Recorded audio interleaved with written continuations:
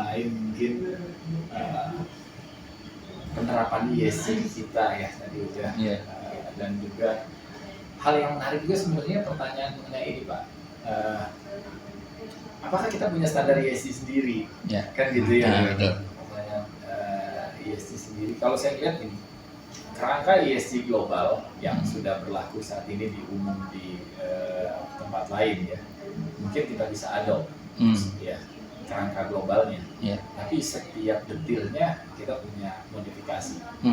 Ya, Indonesia ini misal ambil contoh, Indonesia ini daerah dengan tektonik kuat gitu ya, curah hujan tinggi, ya resiko kegempaan besar, ya Vale aja yang nggak gempa itu dam tailingnya jebol tuh 2019, ya 2019 dam tailing Vale itu, tambang biji besi kalau nggak salah Brazil.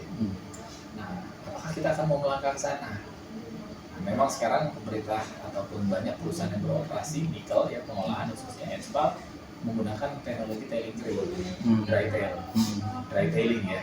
Tailingnya itu memang investasi cost-nya tambah besar, capex dan opexnya besar. Tapi itu bagian dari tujuan yang lebih baik buat ESG kita, tanggung jawab sosial, tanggung jawab lingkungan, ya. Karena ketika dam tailing ya, saya minta ini diskusinya di situ dulu. Jadi sekarang dulu orang bangun tailing itu bentuknya selari, bendungan limbah tambang, ya.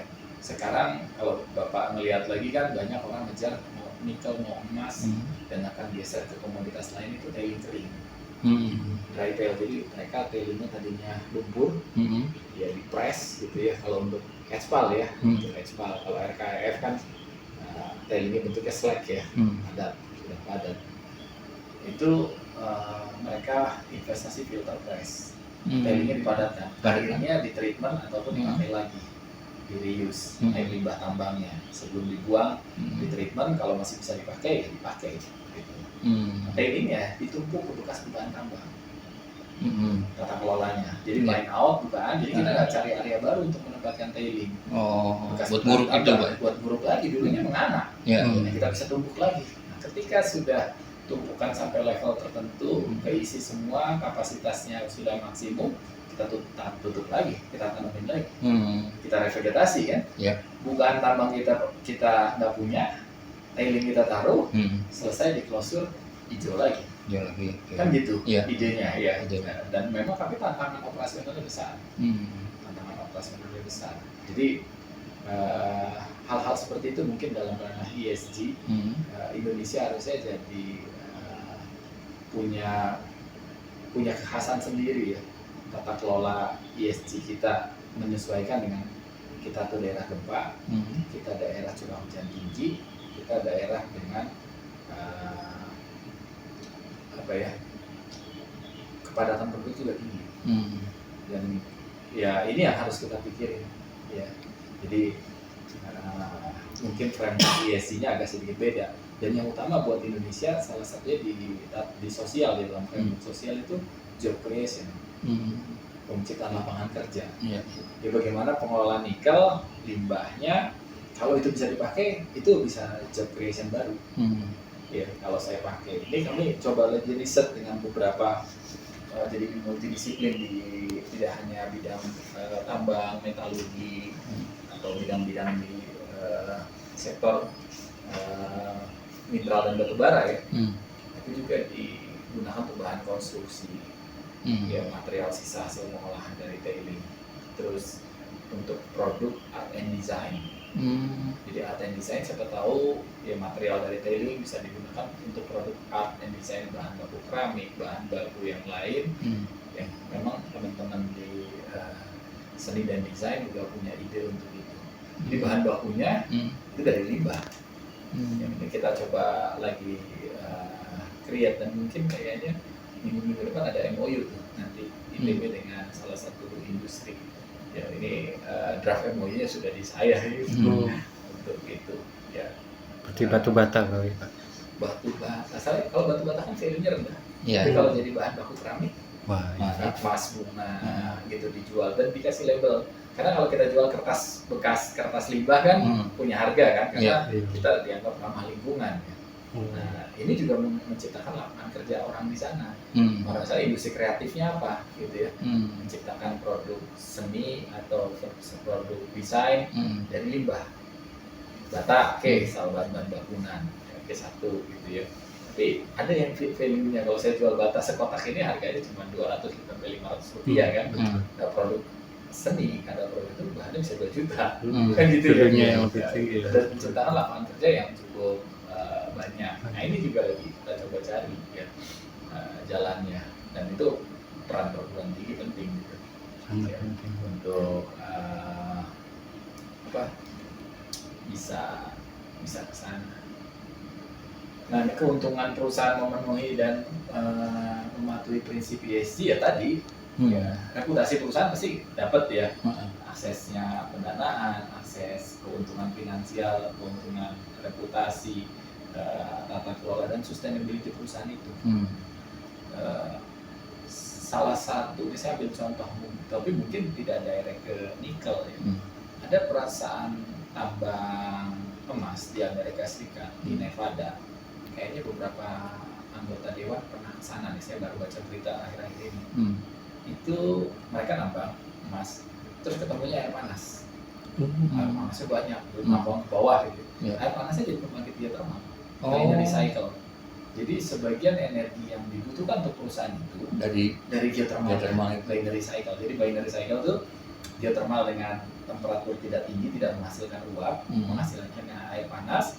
Air panasnya itu memanaskan etanol. Etanolnya menggerakkan uap. Air panasnya ya dibuang lagi, diinjek lagi. Nah, dapat emasnya, ya energinya juga dapat.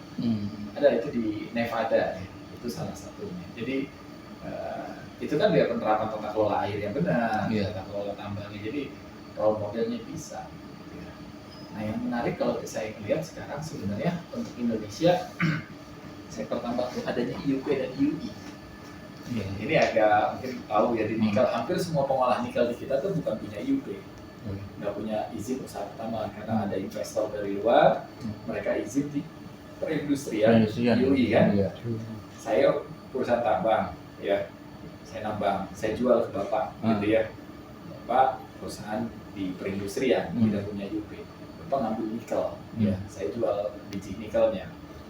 Sekarang yang diambil dari biji nikelnya paling 1%, 2%. Sisanya tailing, kita ekspor kan, kita harus ngolah ya.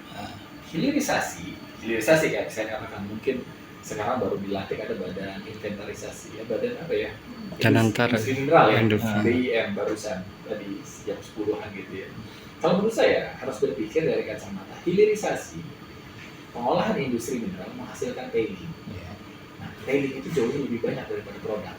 Kalau saya makan kan, di sayur, sawi, produk, ya saya makan, ya saya buang sedikit. Tapi kalau tambang enggak, saya ngambil 100 jual ke bapak, bapak olah, ya tailingnya jumlahnya bisa 120 kan. Ya kan, karena bapak cuma ngambil 1%, 2% nikel.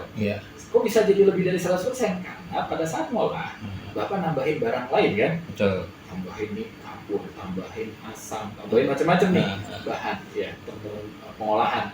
Akhirnya jumlah bapak 120%. Saya jual bapak 100 gitu ton gitu ya, bapak punya produk tailing 120 ton. Barang mineral berharganya, mineral kritis atau nikel atau kobalt dan segala macam, cuma 1%, 2%. Nah, ini kan kategorinya limbah B3. Ya, dengan regulasi kita ya.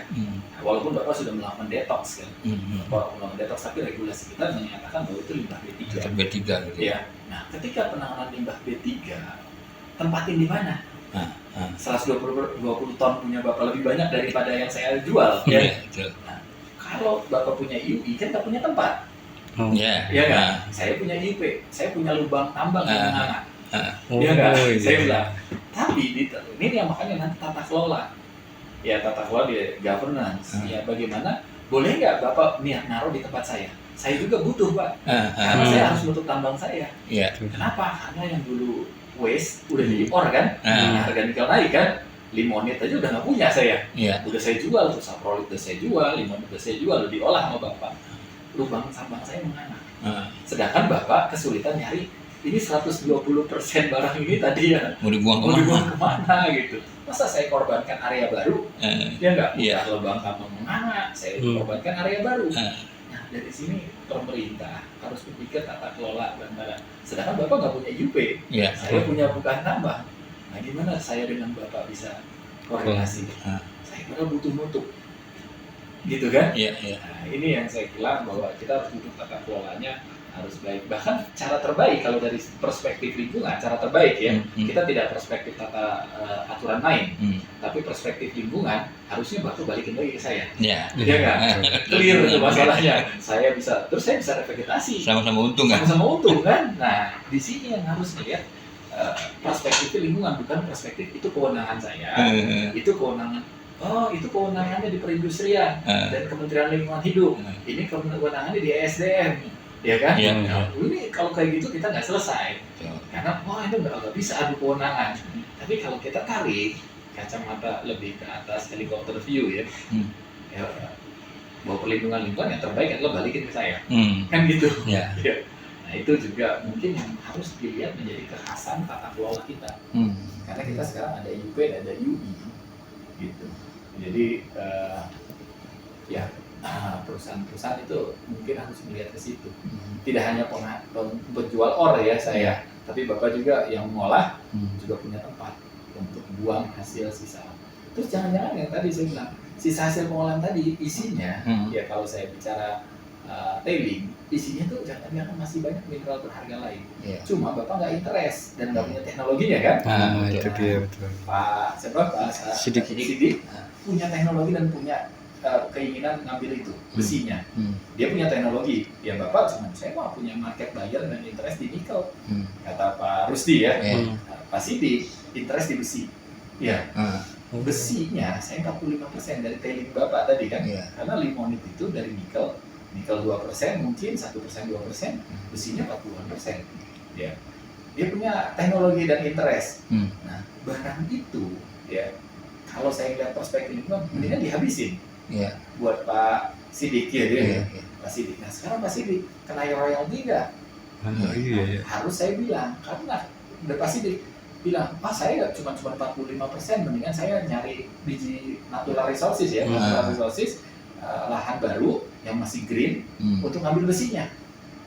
Tapi kita akan mengorbankan lingkungan tempat lain. Ya 50% karena kadarnya. Karena saya kalau ngambil dari tadi tailing bapak yang ada di tempat saya itu cuma 40%, harganya nggak menang, kalah kan? Ya teknologinya ada. Nah pasti yang dikasih insentif dong, ya nggak? Si insentifnya apakah bebas royalti? Tapi setidaknya dari perspektif lingkungan limbahnya habis, ya nggak? Jadi Pak Sidik yang harus dikasih insentif. Bentuk insentifnya apa? Gitu ya. Salah satunya misal bebas royalti, apa segala yang penting Pak Sidik bisa ngambil barang itu habis. Orang udah akan teriak tailing. Jadi kita bisa circular ekonomi baru kan? Betul. Pak Sidik bikin perusahaan bisa ngambil dari tempat saya. Dia job creation di situ. Putar nggak perlu cari area baru. Ya itu yang saya bilang mungkin butuh breakthrough, terobosan. Ya. Pemerintah jangan hanya dalam tanda kutip, wah dapat duit berapa, dapat duit nggak, tapi lihat perspektif lingkungan dan job creation. Ketika Pak Sidik bisa ngambil itu, dia punya pekerja, ya kan? Job creationnya baru lagi kan? Nah itu yang saya bilang. Pernah ditanyakan soal itu. Itu yang tadi tulisan saya. Bahkan saya berharap Pak ya, tailing itu divaluasi. Jadi ketika gini, sekarang orang kan bisa mengevaluasi sumber daya cadangan, ya kan? Ada Komite Cadangan Mineral Indonesia, KCMI, atau JORC gitu ya. Barang yang masih puluhan meter, seratusan meter di bawah tanah sana, belum digali, udah dapat duit kan? Bisa nggak tailing divaluasi? Harusnya bisa Pak. Harusnya bisa kan? Tapi dikasih syarat. Pada saat Bapak dan saya mengelola tailing, harus memenuhi kaidah lingkungan, baru boleh divaluasi. Jadi ada kompeten person orang lingkungan. Jadi saya nggak boleh naruh, saya nggak bisa divaluasi tailing saya. Kenapa? Pada saat saya naruh tailing, limbah, aur-auran. Acak-acakan kan? Berapa nggak boleh divaluasi walaupun Bapak punya 100.000 ton, nggak ada value-nya. Karena pada saat nempatin 100.000 ton itu tidak patuh terhadap pengelolaan lingkungan. Nah, itu Saya sih melihat ya harusnya itu. Nanti akan ada, oh iya, orang cadangan, orang metalurgi, orang tambang akan tanda tangan, orang lingkungan tanda tangan. Kenapa orang lingkungan tanda tangan? Waktu saya nempatin tailing bagus hasilnya. Jadi bisa dievaluasi, walaupun Pak Sidik ya belum ambil, tapi saya udah valuasikan, ya kan, barang ini saya agunkan gitu ya, udah jadi pasar uang, di pasar uang udah bergerak tuh, ya karena sekarang juga barang-barang kayak gitu kan udah bisa dievaluasi ya. Nah itu